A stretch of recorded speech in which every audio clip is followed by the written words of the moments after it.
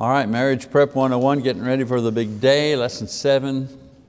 This is the 4 A's of a successful marriage, part 1. I've broken this lesson into 2 parts.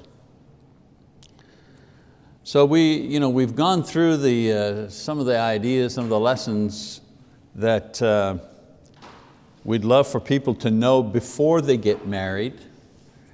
Now we're moving into lessons and some information about marriage itself when you already are married, and some of the things that we can contribute to our relationships to improve them.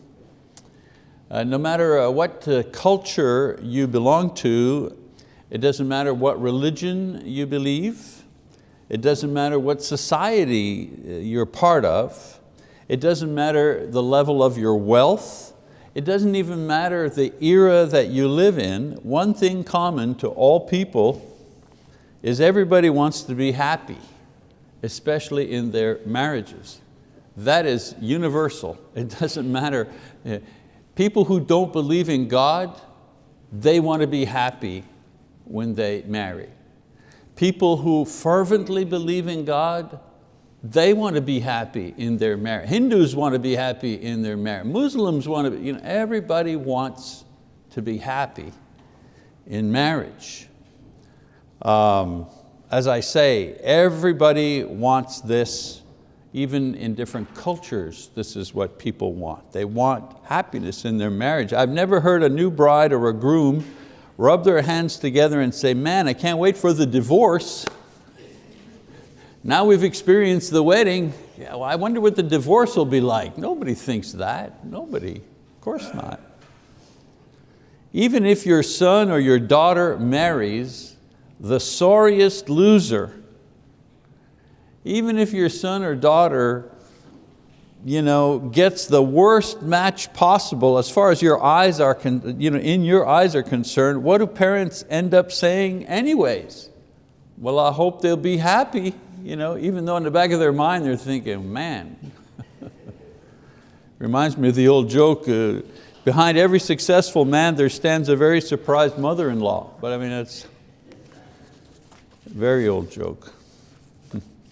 So why do we desperately want to be happy in marriage? That's really the question that's set up. Why do we want that? It seems normal, but why? A couple of reasons. Because this relationship, marriage, has the power to make us extremely happy or extremely sad. I mean, this relationship affects everything else in our lives, so of course we want to be happy in it. And of course parents want their children to be happy in marriage because they've lived a while. And they understand how marriage impacts everything that happens in your life. So of course they want their children to be happy in marriage. Of course they're stressed out that their child marries the right person because they know the impact that marriage has on a person's life. We want to be happy in marriage because we often measure our success in life by how well we succeed in our marriage. Many times we use marriage to give value to ourselves. I married well, I didn't marry well. We want to be happy in marriage because we don't get many chances to get it right. I mean, some people don't get any chance. People who have never married, it's not that they didn't want to, it never happened for them. Wrong time, wrong place, wrong person. I mean, you just asked a middle-aged divorced woman with 3 kids how easy it is to find someone to marry.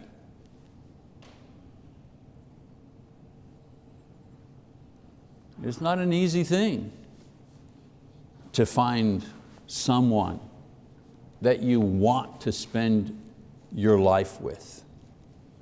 And of course, there's so much pressure on us to succeed. Everybody, our parents want us to marry well, children, our religious beliefs, point us towards a happy marriage, society in general, our work, our career. Everybody is hurt or disappointed if we fail. Try going to work and telling your boss, hey, I was in divorce court and my wife left me. You think he's going to be thinking in his mind, wow, this is a guy I'm going to have to watch. I'm going to have to promote this guy. Yeah, no. You fail at marriage, it's not just marriage where it hurts you everywhere. And of course, many people want to duplicate the happiness and the level of contentment that they saw perhaps in their parents' marriage or in their grandparents' marriage. They see this as an ideal. My grandma and grandpa, they were married 60 years, and they look so happy and everything, and yeah, that's what I want. And we see that as a goal somehow.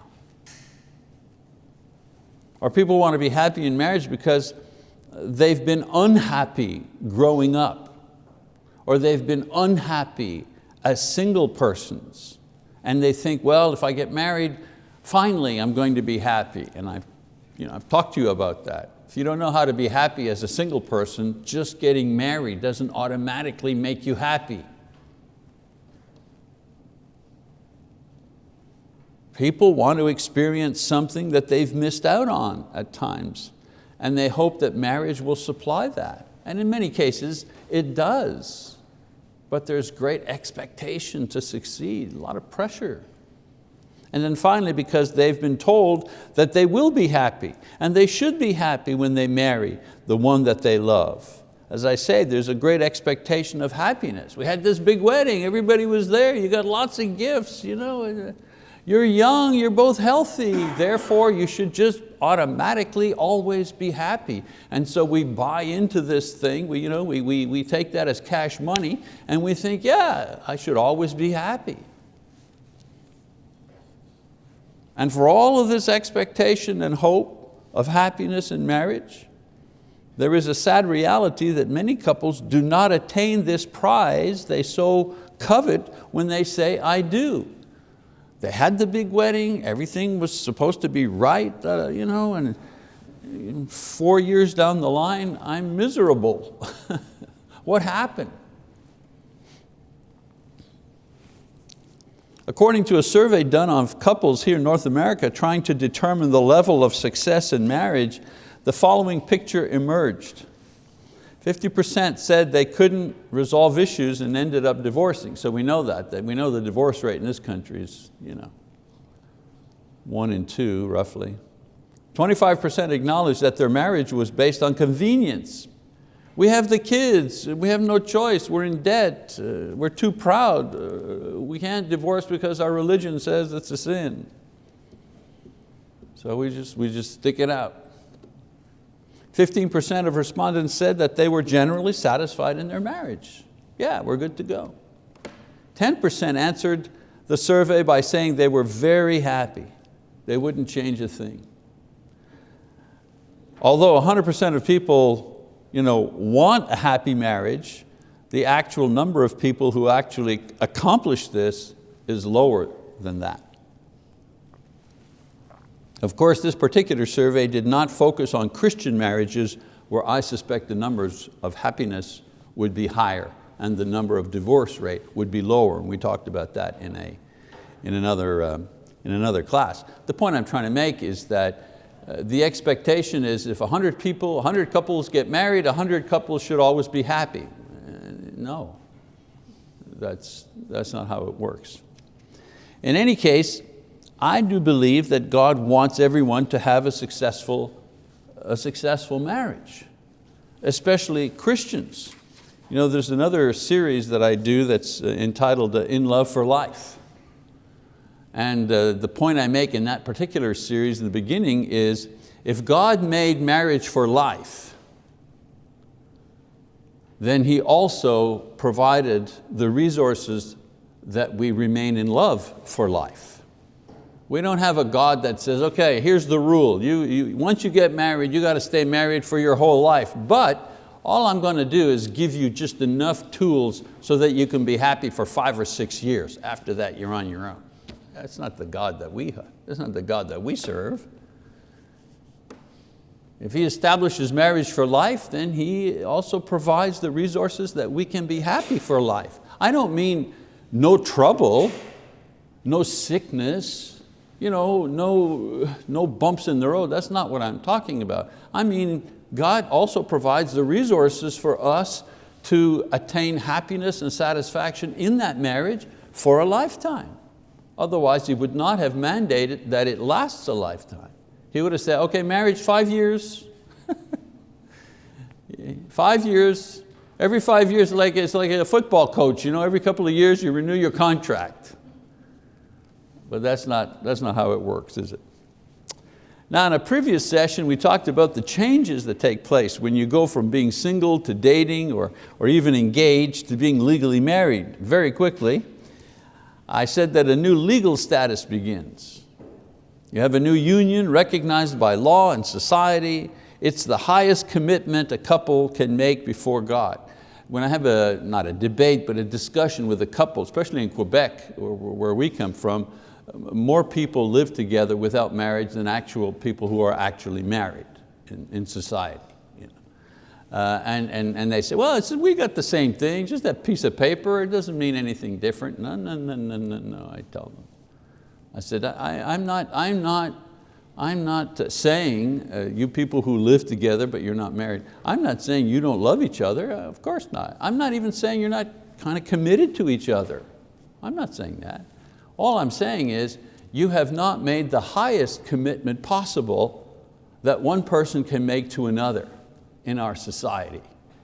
That's marriage, where whether you believe in God or not, you go before the law and say, this union we will now bind under law. That's the highest commitment that you can make in society.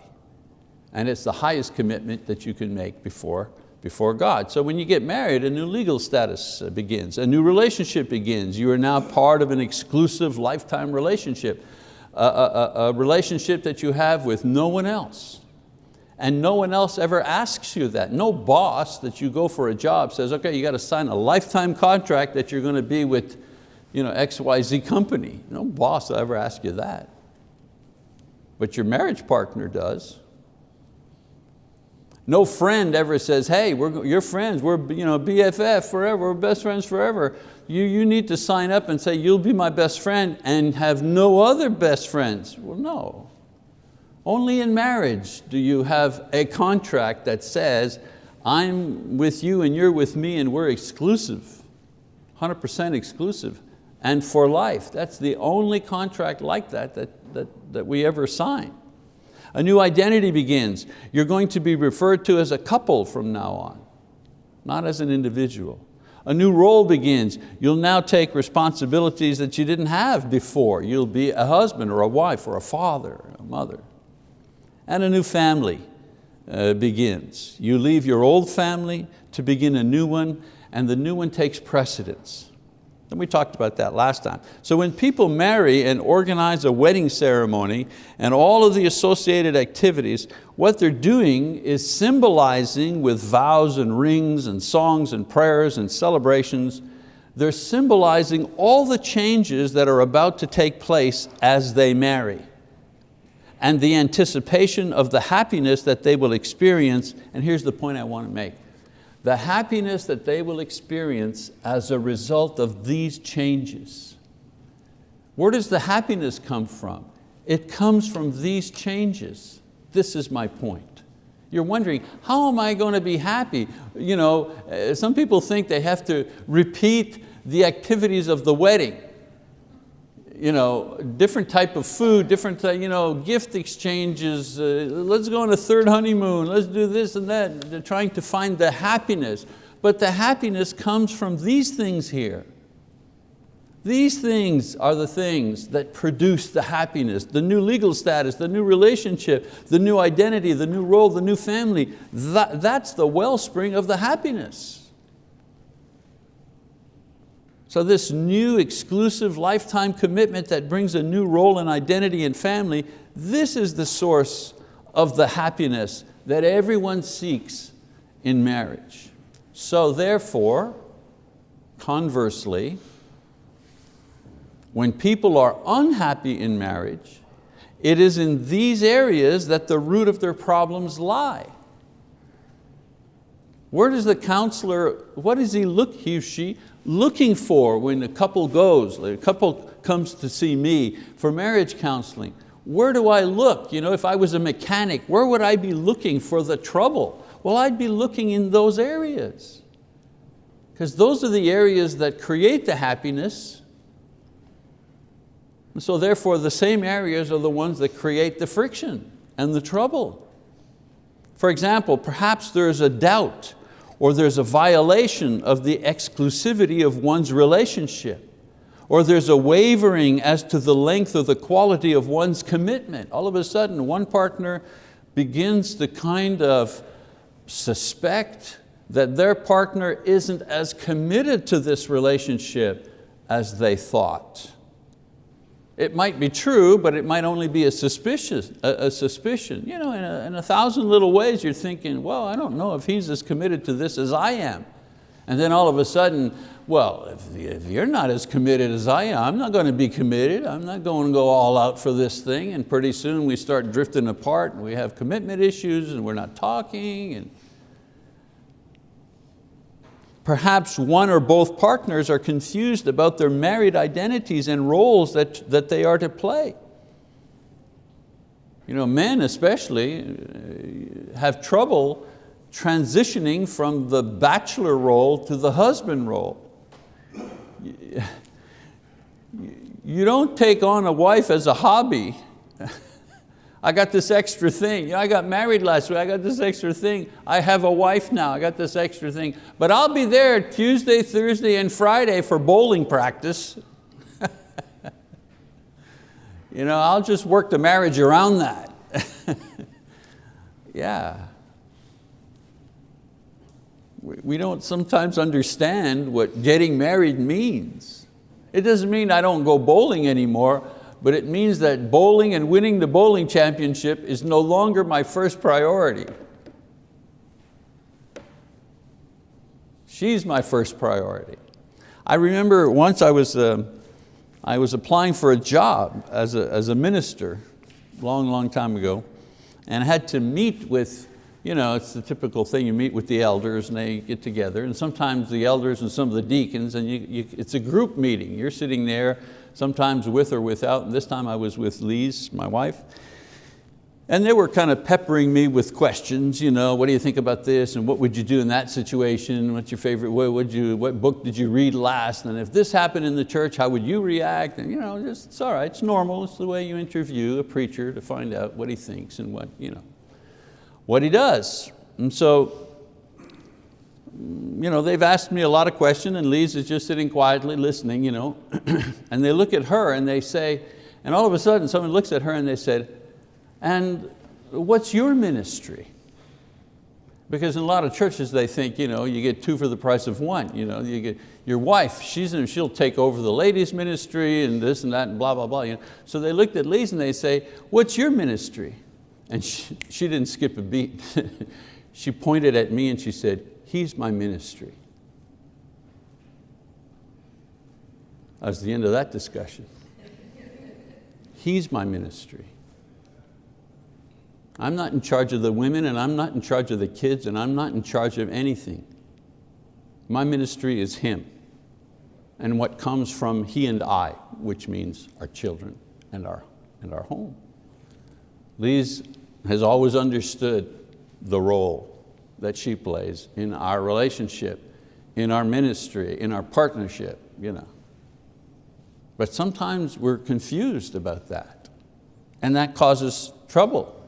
Perhaps the burden of family is frightening or too heavy, and this is causing hesitation and conflict or doubt. A young couple gets married, everything is great, they're together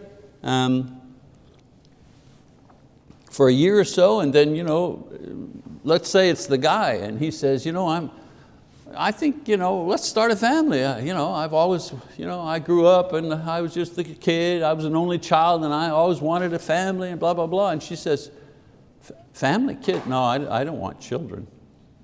Huh? No, I don't think I'm ready for children. Well, when will you be ready? I don't know.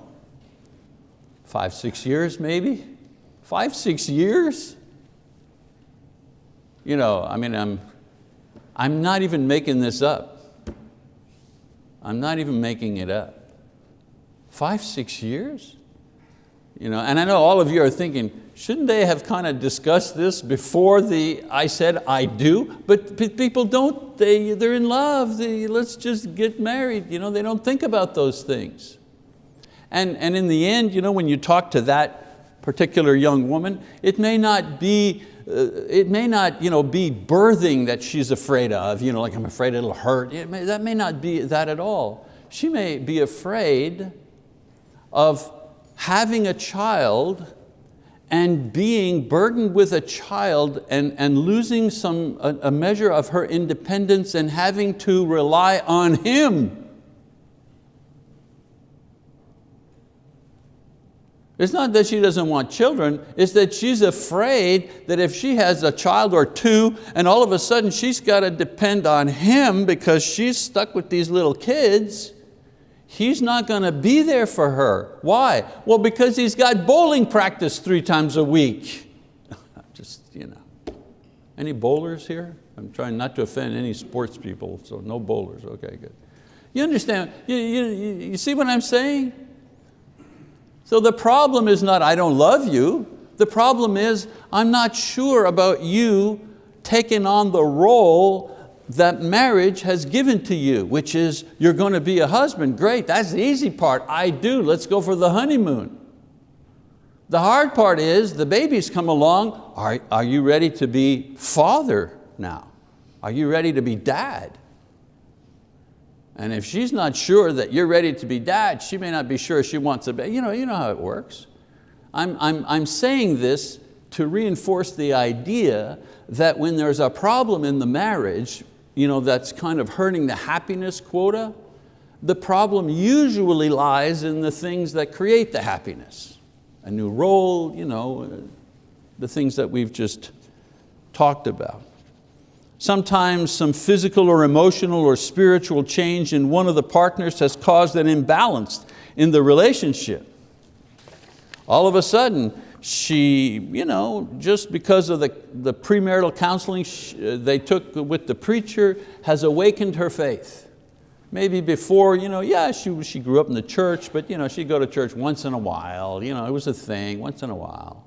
But somehow marriage has awakened in her spiritual life, and all of a sudden it's become more important for her, and she starts going to church more often, and she starts reading her Bible and realizes, and she has a baby and realizes, whoa, I need God in my life. I need the Lord to help me through. And all of a sudden she's going through this spiritual metamorphosis, you know, and growing in Christ and blah, blah, blah. But this old boy is not following along because he was like her when they started. She went once in a while, he went once in a while. You know, yeah, we're Christians, sure. You know, yeah, we don't do bad stuff. We're good people.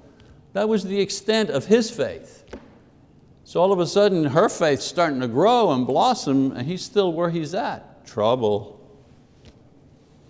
She wants to talk about spiritual things. She wants to talk about commitment. She says, you know, can we take a week? Because we're going to Panama on a mission trip. What? Any bowling in Panama? Yeah, I'm sorry, I can't help the bowling thing here. It's always the same thing. It always goes back to those roles and those changes. So whatever the cause for the unhappiness, the solution can usually be found by going back to the basics of what originally created the marital happiness in the first place. Let's face it, an exclusive lifetime commitment to an imperfect person by another imperfect person is not an easy thing to accomplish. At least if one of the partners were perfect, we'd have a model. But since both partners are imperfect, there's always trouble. Because a commitment of this sort is so challenging, couples need to make a constant effort to maintain and improve their relationship. Here's the secret. The secret that successful couples who have been happily married for a long time, this is the secret that they know. The secret is that marriages can and do get better with time. Unfortunately, a popular misconception today is that there is happiness in marriage, but it's only temporary and it's only at the beginning. Many people think that the best time in a marriage is at the beginning. Come on, great sex, excitement, discovery, all new adventures, new house, new this, new that. Some even envy the Hollywood stars who have the fame and the money to repeat their honeymoon period every couple of years. So so-and-so movie star, Jennifer is dating so-and-so, and hey, they were seen holding hands at the restaurant, and and gave her the big ring, the diamond, and she's on Oprah gushing about the big ring, and then there's the huge Hollywood wedding, and then the tabloids, the honeymoon, and 3 years later, she was seen without her ring, at the beach. That's it. And the Hollywood rich people, they can call their assistants and say, you know what, just go to my house, move my stuff out into an apartment, call the lawyer and say, put the divorce papers in. We're not happy anymore. I love what they say. We love each other so deeply, but we're just not happy together. And we'll always be the best of friends. It seems to me that my best friend that I love so much, if you can't be married to your best friend that you love so much, who are you going to be married to? Well, basically all they're doing is repeating the honeymoon cycle over and over and over and over again. It just keeps going around. You follow that same starlet, give it 6 months, whoops, she was seen at such and such a club with so-and-so. And here we go again. And some people actually think, that wouldn't be a bad life. Are you kidding me?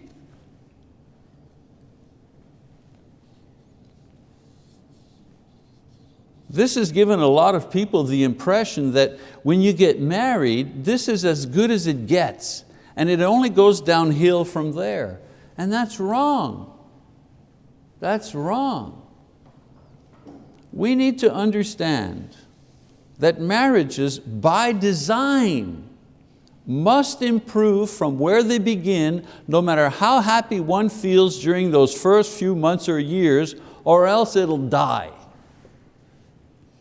That's the secret.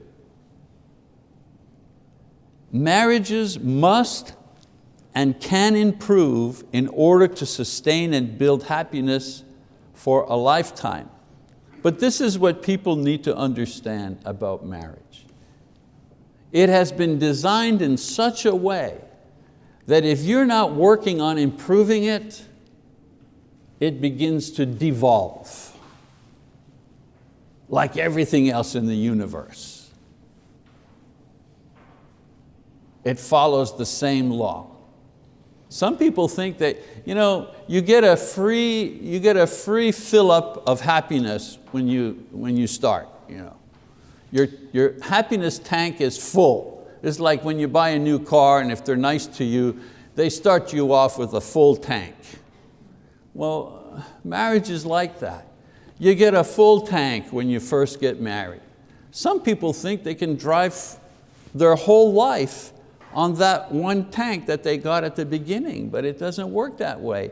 You have to continually keep filling the tank in order for the marriage to keep going and improving and improving. So marriages must and can improve in order to sustain and build happiness for a lifetime.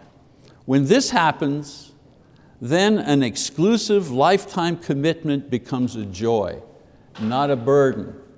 I hear people talk about lifetime commitment in marriage, and they go, your whole life you're married to the same person?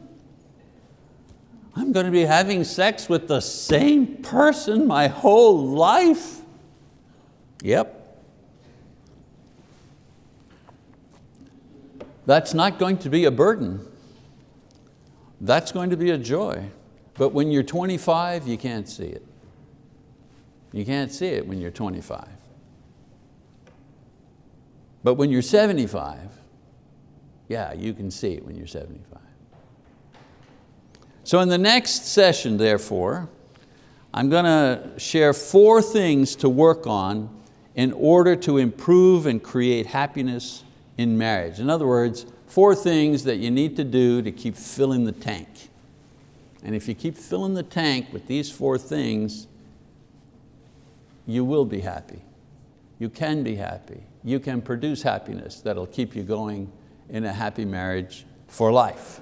Okay, we're going to stop there this week. We're going to keep going next week. All right, thank you very much for your attention.